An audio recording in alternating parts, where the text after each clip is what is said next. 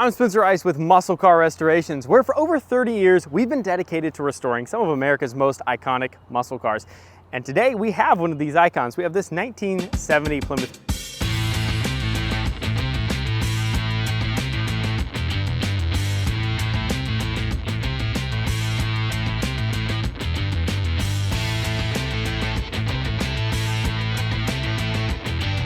This is a partial restoration. It's about ready to return back to its owner. And we wanted to show it off today a little bit, take you for a ride, talk about what makes this car so special and what we did to this car. So without further ado, let's do what this car was built to do and go take it for a ride.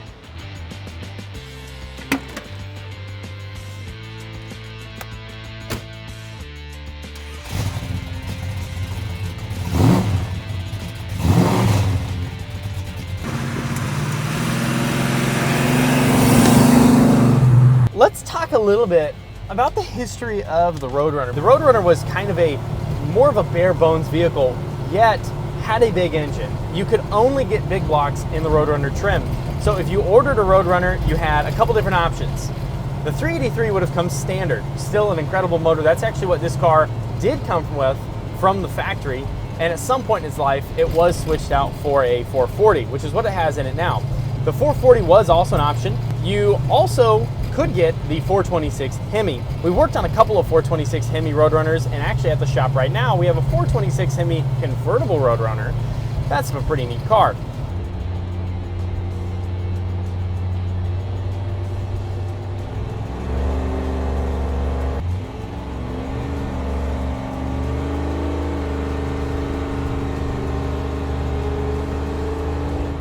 Now, the B-body Plymouth, it wasn't just the Roadrunner. You could get a Satellite. That was the more businessman family car. That you could get a 318, you could get a 340 in, I believe, as well. You could also get a Belvedere. That was the lower model one too. And you could also get a GTX. That was the more fancied up version of kind of a Roadrunner. You get a big block in them, of course. They were performance oriented as well, but they had a lot more trimmings. That's just kind of something if you wanted a GTX. But the Roadrunner was pure performance. They were focused on how fast it was going to go and not a whole lot about the creature comforts. That was not their main focus with the Roadrunner.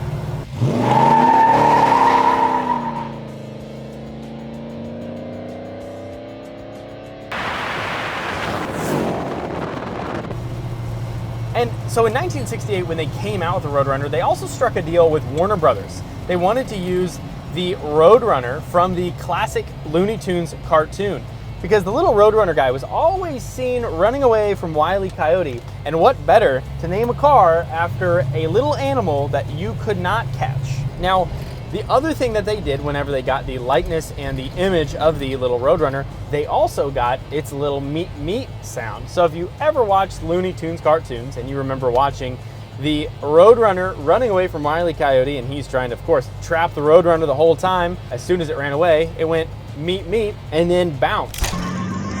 Meep meep. Meep meep. Well, of course, this car has that meep meep horn. That's awesome right there.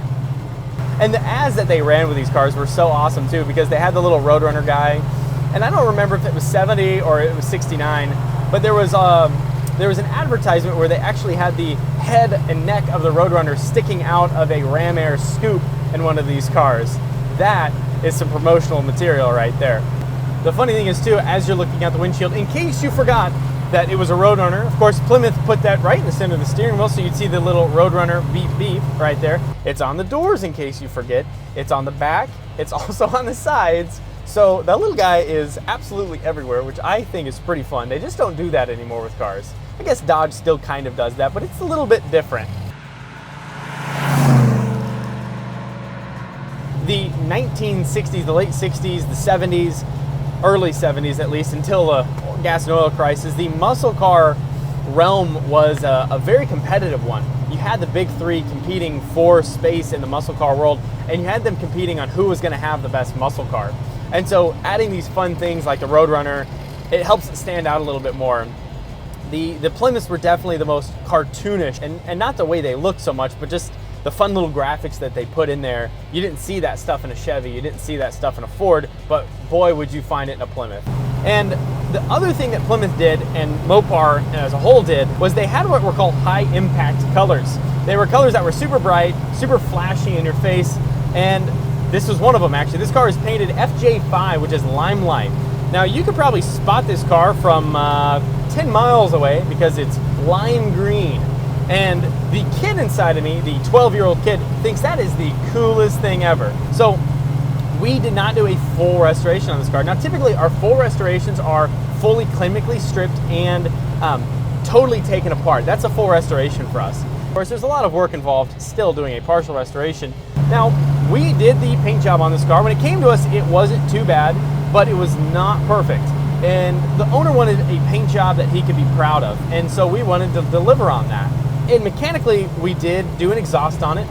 So this exhaust is a TTI exhaust with Dynamax Super Turbo mufflers. It's a very fancy sounding word, but all I know is it sounds incredible. It's not too much, but it still has that classic muscle car noise. We put these mufflers on a lot of our Mopar restorations because they sound really good. They have a great rumble to them. And like I said, this engine, it's a 440. It's not numbers matching, but I don't think that's the important thing. The important thing is it runs and it's awesome and the owner loves it. That's the important thing. Now behind it is a 727 automatic transmission. We've also added air conditioning in this car, so I might look smoking hot on camera, but of course I am ice cold, and not just because of my last name, but because we have air conditioning. Because on warm days, you don't want to be sweating too much. You want to be nice and comfortable. That's what it's all about. Cruising these old cars, I prefer to be very nice, cool, and comfortable. Now, of course, they do come with wing windows, so you can pop the wing windows open and let some of that nice fresh air come into. Yeah, there's nothing better than a beautiful spring day. The trees are blooming. We're driving an awesome muscle car around Chippewa Falls, Wisconsin here. Now this car is just about ready to return back to the owner. We're still doing some finished test driving on this car to make sure we work out all of the kinks. We don't want to return a car to somebody that is not completely done. So we'll do some test driving on it, make sure we work out all of the clinks and rattles and shakes and make sure that the car drives and performs excellent. We want these cars to be delivered better than they were brand new.